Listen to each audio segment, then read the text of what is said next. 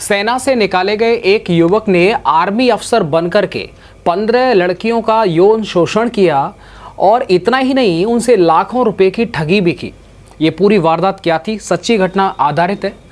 31 अगस्त 2024 को train number 20901 Mumbai central railway station से चल करके गांधीनगर जाने वाली वंदे भारत ट्रेन के coach number C2 seat number 68 पर 23 साल का एक युवक जिसका नाम अमित था वो बैठा था। वह मुंबई से अहमदाबाद जा रहा था। रात को जब अमित सो गया तो कोच से उसका ग्रीन कलर का जो ट्रॉली बैग था वो चोरी हो गया, जिसमें उसका लैपटॉप, सोने की अंगूठी, कपड़े, आधार कार्ड और पैन कार्ड भी था, जिनकी कीमत लगभग 75,000 रुपए थी। अमित ने बैग चोरी होने की जो रिपोर्ट थी वो अहमदाबाद के कालूपुर GRP थाने में दर्ज करा दी। देखा जाए तो ये एक सामान्य चोरी थी, लेकिन अहमदाबाद के GRP थाने के इंस्पेक्टर रक्षित ढाका ने इसे सामान्य चोरी न मानते हुए गंभीरता से लिया और चोर को पकड़ने की कोशिश में दिन और रात उन्होंने एक कर दी। इंस्पेक्टर रक्षित ढाका ने अपनी टीम के साथ कोच में लगे सारे CCTV कैमरेज की फुटेज देखना स्टार्ट कर दिया। उन्होंने 12 से 13 घंटे की CCTV फुटेज देखी तो पता चला कि अमित का ट्रॉली बैग चोरी करने वाला शख्स उसी कोच में बैठा था। दरअसल हुआ यह था कि जब अमित सो गया तो एक आदमी उतरते समय गलती से अमित का ट्रॉली बैग लेकर के उतर गया। नीचे आकर उसे पता चला कि भाई गलती से उसके सामान में किसी और का बैग आ गया है, तो उसने ट्रेन में वापस जाकर के बैग को उसी स्थान पर रख दिया जहां से उसने उठाया था। ये सारी घटना उसी कोच में बैठा एक युवक देख रहा था। फिर जैसे ही अहमदाबाद आया, वह युवक अमित का ट्रॉली बैग लेकर के उतर गया। पुलिस ने रिजर्वेशन चार्ट की जांच की तो पता चला कि जो युवक इस घटना को कोच में बैठ करके देख रहा था उसका ही नाम हर्षित चौधरी है और हर्षित भी मुंबई से अहमदाबाद आ रहा था। पूरी घटना सुनिए, बड़ी ही इंटरेस्टिंग है। पुलिस को चार्ट से हर्षित का मोबाइल नंबर मिल गया। इंस्पेक्टर रक्षित ढाका ने हर्षित को फोन किया। जब हर्षित को पता चला कि फोन अहमदाबाद पुलिस का है और उससे वो बैग चोरी के मामले में बात करना चाहती है, तो वो एकदम घबरा गया। उसने कहा, सर मुझे पैसों की जरूरत थी इसलिए मैंने बैग चोरी किया था, मुझसे गलती हो गई है, मैं बैग लेकर के खुद आपके सामने हाजिर हो जाऊंगा। इंस्पेक्टर रक्षित ढाका ने पूछा कि इस समय तुम कहां हो? तो हर्षित ने बोला कि सर जी मैं इस समय दिल्ली में हूं और मैं दिल्ली से सीधे अहमदाबाद आ रहा हूं।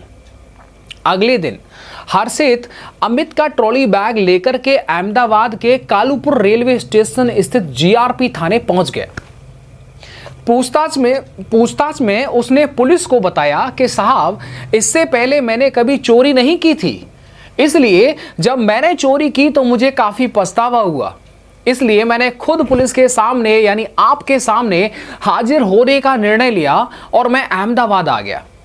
हर्षित भले ही खुद को बचाने के लिए बहुत सारे प्रयास कर रहा था, अपनी सफाई में बड़ी बड़ी बातें कर रहा था, पर उसकी ये बातें न तो इंस्पेक्टर ढाका के गले उतर रही थी और न ही उनके सहयोगियों के।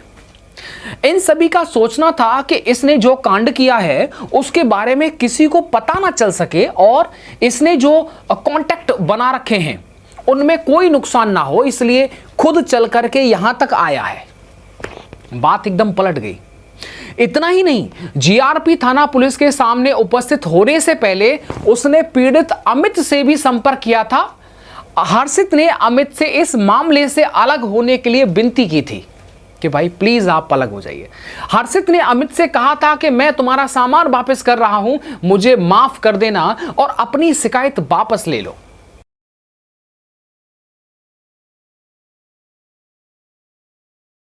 हर्षित का सोचना था कि अगर वो अमित को उसका सारा सामान वापस कर देगा तो वो अपनी शिकायत वापस ले लेगा, जिससे मामला रफा दफा हो जाएगा, लेकिन ऐसा नहीं था। थाना GRP पुलिस ने हर्षित से उसका आधार कार्ड मांगा, घर परिवार के बारे में पूरी जानकारी, पूरी पूछताछ की। पुलिस के दिमाग में एक बात बार बार घूम रही थी कि कोई चोर खुद को चोरी की बात स्वीकार क्यों करेगा। यही नहीं, सामान भी वापस करने चला आया। फिर पूछताछ में हर्षित ने अपने घर परिवार के बारे में इंस्पेक्टर साहब रक्षित ढाका को बता दिया। उससे पुलिस का शक और बढ़ गया। हर्षित ने पुलिस को अपना जो आधार कार्ड दिया था उसे देखते ही पुलिस वालों को लगा कि इसमें निश्चित कुछ गड़बड़ी की गई है। शक होने के बाद पुलिस ने केवल आधार कार्ड से उसकी पहचान को सच मान लेने के बजाय उससे जन्म प्रमाण पत्र और स्कूल का सर्टिफिकेट मांग लिया। हर्षित ने जब अपने स्कूल प्रमाण पत्र पुलिस को दिखाए तो उसकी असलियत सामने आ गई। अब देखना एकदम क्लाइमैक्स है इस स्टोरी में। हकीकत में बैग की चोरी करने वाले उस मुसाफिर का नाम हर्षित चौधरी नहीं था, बल्कि उसका नाम फिरोज खान उर्फ शाहबाज था। जब फिरोज का भेद खुल गया तो पुलिस ने उससे विधिवत पूछताछ की। पुलिस द्वारा की गई पूछताछ में हर्षित चौधरी यानी उर्फ फिरोज खान शाहबाज ने स्वीकार किया कि वो हर्षित चौधरी नहीं बल्कि फिरोज खान उर्फ शाहबाज है, जबकि असली जो हर्षित चौधरी था वो राजस्थान भरतपुर का रहने वाला था, जिसका आधार कार्ड खो गया था और मजदूरी करता था। समझ में आ गया। इस पूछताछ में उसने बताया कि वो उत्तर प्रदेश के अलीगढ़ का रहने वाला है। साल 2015 में वह आर्मी में भर्ती हुआ था और 8 राजस्थान यूनिट में राइफलमैन के रूप में काम कर रहा था, जबकि वह बाहर से लोगों को बताता था कि वो सेना में मेजर के पद पर पोस्टेड है। मेजर बनकर के ही फिरोज खान ने मैट्रिमोनियल वेबसाइट पर अपनी प्रोफाइल डाली, फेसबुक इंस्टा पर नहीं, जिसमें उसने 125 युवतियों की प्रोफाइल चेक की थी। इनमें से 40 के साथ वो रेगुलर टच में था और 15 युवतियों से आमने सामने सिर्फ मिला ही नहीं था, बल्कि खुद को मेजर हर्षित चौधरी बता करके उन्हें अपने जाल में फंसा चुका था। उनसे शारीरिक संबंध तो बनाया ही था, बल्कि लाखों रुपए उससे ठग लिए। मैं बीमार हूं, मेरा लोन ले रखी है, माँ बाप बीमार है, प्लीज मुझे कुछ दे दो। मैट्रिमोनियल वेबसाइट के माध्यम से लड़कियों से संपर्क करके फिरोज खान यानी शाहबाज खुद को आर्मी का मेजर बता करके उनसे कहता था कि भाई मैं देखो एकदम कुआरा हूं, बैचलर हूं, अगर तुम मुझसे शादी कर लोगी तो मैं तुम्हारी हर ख्वाहिश पूरी कर दूंगा, आई लव यू जानू। उसकी ऐसी ही बातों में युवतियां फंस गईं और अपना तन और धन दोनों लुटा बैठी। शाहबाज के परिवार में माता पिता के अलावा 2 छोटे भाई भी हैं। पिता आर्मी से सूबेदार के पद से रिटायर है, छोटा भाई एयरफोर्स में है और दूसरा भाई पढ़ रहा है। फिरोज खान का विवाह 10 साल पहले हो चुका था, उसके 2 बच्चे भी हैं, यानी हर्षित चौधरी जो बता रहा था अपने आप को। इसके बाद उसने झारखंड की एक 12वीं पास हिंदू लड़की से खुद को मेजर बता करके विवाह कर लिया। यह रजिस्टर्ड मैरिज नहीं थी, मंदिर में उस लड़की से विवाह किया था। उसे झारखंड से अलीगढ़ में अपने घर से लगभग 5 किलोमीटर दूर किराए के घर लेकर के उसके साथ रहने लगा। जब उसे फिरोज खान की असलियत पता चली तो उसने अलीगढ़ के थाना बन्ना देवी में उसके खिलाफ रिपोर्ट दर्ज करा दी। फिरोज खान यानी शाहबाज ने लैपटॉप में एडिट करके हर्षित चौधरी नाम से अपना आधार कार्ड बना करके सारे नकली दस्तावेज तैयार कर लिए थे। बेसिकली एक रेलवे में वंदे भारत के अंदर एक लैपटॉप चोरी का केस आया था हमारे सामने, जिस महिला के लगातार फ़ोन आ रहे थे। बेसिकली हर्षित चौधरी नहीं है, इस व्यक्ति की वास्तविक डिटेल ये है। उसने फिर वहाँ के एक बन्ना देवी पुलिस स्टेशन है अलीगढ़ का, उसमें FIR करवाई है।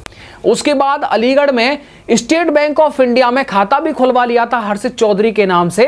शाहबाज के नाम से भी भारतीय स्टेट बैंक में उसके 2 अकाउंट हैं जिनमें करोड़ों का लेन देन हुआ है।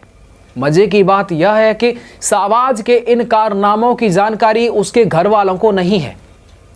पिछले साल उसे सेना से निकाल दिया था क्योंकि वो अनुशासनहीनता करता था। पुलिस के अनुसार फिरोज खान यानी कि शाहबाज ने अब तक अलीगढ़, दिल्ली, मुंबई, कोलकाता, सिलीगुड़ी, जम्मू कश्मीर, पंजाब, हरियाणा अनेकों राज्यों में अनेक युवतियों से रिश्ते बनाए थे। बहरहाल इस समय शाहबाज और हर्षित चौधरी के खिलाफ अहमदाबाद के GRP थाने में 2 मामले, अलीगढ़ में 2 मामले और भरतपुर में 1 मामला, जो हर्षित चौधरी जादौन कुछ था जिसका आधार कार्ड गिर गया था, उसके खिलाफ लगभग 5 मुकदमे दर्ज हो चुके हैं। और अब आप पूछेंगे कि भैया इस समय शाहबाज यानी उर्फ हर्षित चौधरी क्या कर रहा है, तो मैं आपको बता दूं कि अब वो अहमदाबाद की एक जेल में बंद है। ये कहानी आपको कैसी लगी, ये आपको समझाएगी कि किस तरीके से फ्रॉड किया जाता है, किस तरीके से लड़कियों को, मासूम लड़कियों को जो है फंसाया जाता है। मेजर का अपने आप मेजर बता करके उसने काफ़ी लड़कियों का यौन शोषण किया, पैसों की ठगी की। ये सच में बहुत बड़ा निंदनीय काम है। अभी वो अहमदाबाद की जेल में जेल काट रहा है। भरतपुर जो नहीं, जो हर्षित चौधरी था, उस यानी हर्षित चौधरी मतलब हर्षित जादौन था शायद वो, एग्जैक्टली अगर मैं ठीक हूँ तो वो भरतपुर का रहने वाला था और उसका आधार कार्ड कहीं गिर गया था। उसी आधार को इसने एडिट करके और ये अपने आप को हर्षित चौधरी बैठा बैठा। एक बात और मैं बता दूं कि इसने जितनी भी लड़कियों को फंसाया, जितनी भी लड़कियों के साथ में शारीरिक संबंध बनाए, वो सारी लड़कियां हिंदू थीं। उनमें से 95% हिंदू थीं। ये जवाब है एसपी साहब जीआरपी अहमदाबाद। इतनी सारी जानकारी आपको कैसी लगी कमेंट करके आप ज़रूर बताइएगा। अगर आप इसी तरह की क्राइम स्टोरीज़ राम चौधरी के द्वारा सुनना चाहते हैं तो ज़रूर कमेंट करके अपना प्यार ज़रूर दिखाइएगा। और अगर आप नए हैं और आप इस तरह की स्टोरीज़ सुनना चाहते हैं, जानना चाहते हैं कि किससे बचा जाए, क्या रियलिटी है, तो आप इस चैनल को सब्सक्राइब कर सकते हैं। बड़ा अच्छा लगेगा अगर आपका एक कमेंट आएगा, मैं उसे ज़रूर देखूँगा। Thank you.